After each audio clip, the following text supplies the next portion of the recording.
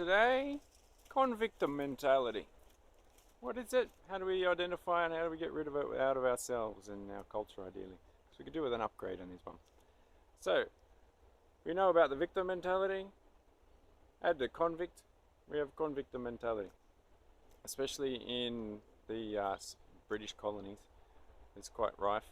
And especially in Australia, we just have this ConVictim mentality, which is really just a mode or an egoic story or a box to place a person into. This one's mainly for the guys at this stage, and I'll do another one for the girls. How do we identify it? How do we deal with it and find ourselves and our true selves and our soul and really get rid of that convictim stuff? So, as we know, Australia's got a very big convict culture. That's part of our history. It's how it is. And let's have a look at some of the things around it, because you'll see a lot of guys will buzz around, and not just at work, but they'll do it when they go home as well. Just doing little jobs to keep busy.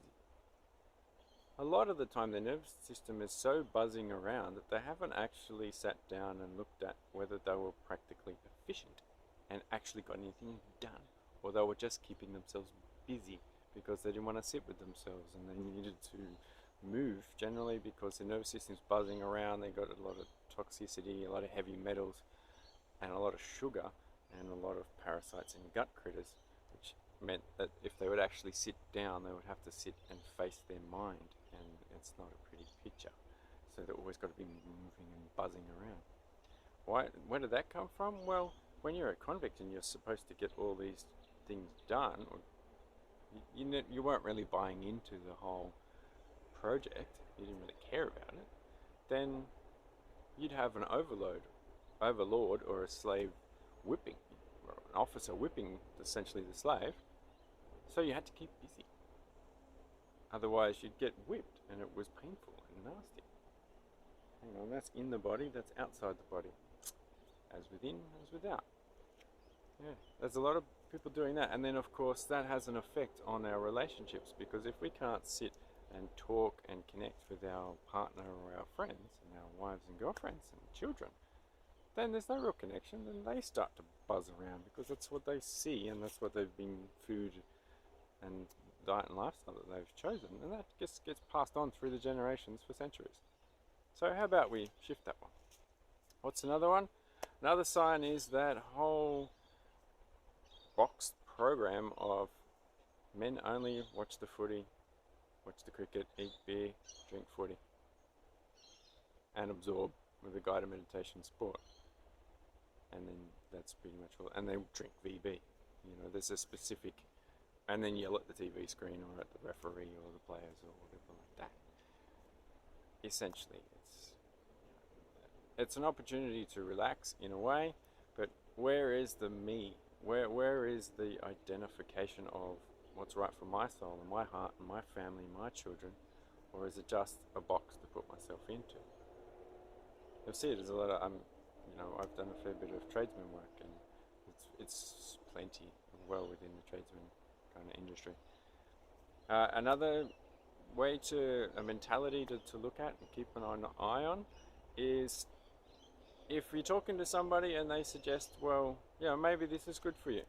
And then they share a story that's, they may have had, say, green smoothies or a dietary change, they ate less meat, or they just drank more water in the morning, like a litre of warm lemon water. Something, a simple suggestion like that. And if your mind goes, no, I can't do that, well, first of all, can't's a four-letter C word, and it is essentially blocking the whole concept and that potential for self-improvement. So essentially it's a very closed mind. And what's going to happen from that, when we close our mind to anything, you'll then eventually have someone else tell you something similar, and then that'll be repeated 3, 4, 5, 6 times because you haven't learned the lesson that your soul's trying to learn. And the inevitable, if someone keeps, and then that fifth person that's told you a similar thing, you get angry at them because you've heard it many times and you've blocked it within yourself, even though it's right for you and good for your personal and spiritual development. Then they're going to stop and they're going to look at you and go, don't go near them, they're the angry person. Or because the mine was closed. Doesn't seem like a good idea, does it? No, I don't think so. So, also, there's another one that say if somebody invites you to come along and do something that's a little different to what you usually do. You know, oh no, I only go to the gym on 5 o'clock on Tuesdays. Or I only go to the movies on Cheap Tuesdays. Well, what happens if someone suggests, hey, let's go for a run in the bush? Or let's go for a swim at the beach? You know, something that is beneficial that you'd both enjoy. And it would be good for you and your body. And, well, why not just say yes? Because it's something new and different. And quite often the people who are the most insecure really shy away from something that's new and different because it seems scary. But of course that's the comfort zone. If we don't at least have a look at our comfort zone, push it or go outside, we don't grow. And what does that come from? That's usually a sore back. And what's for the sore back? Because there's so much gunk there. You know, insecurity, we can't move our hips. So you'll notice the guys who are the most upright and uptight have generally got the most upright and uptight sphincter. And that all becomes from, you know, insecurity. Emotional insecurity is the inevitable result because if we've got a sphincter that's really tight, then we're holding on to our gunk, and there's, you know, significantly 5 kilos plus in most people of solid fecal matter in most people's gut. Then all of this stuff that the organs are trying to push through into that area gets blocked up as well, and we get a thyroid problem. And put it this way, everyone has a thyroid problem in the West unless they've fixed it, which very few people understand this. So what's the result of that? There's emotional gunk and emotional storage, emotional blockages.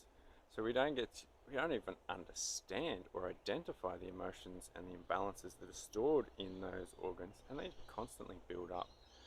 And the result of that is a total disconnection from our partners, especially our feminine partners with our, you know, and the inevitably blocked emotional gentlemen are going to attract a goddess that has emotional outbursts all the time, because they need to learn those lessons. You know, what's in the mirror in front of you is your partner is you.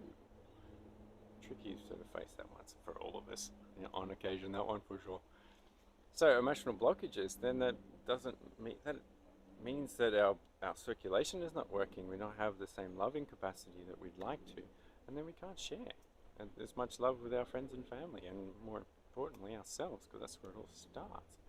So, you know, a little bit of an open mind to something new would be very, very helpful. Colon cleanse is also sensational, and lots of other options. So, convictim mentality for the boys.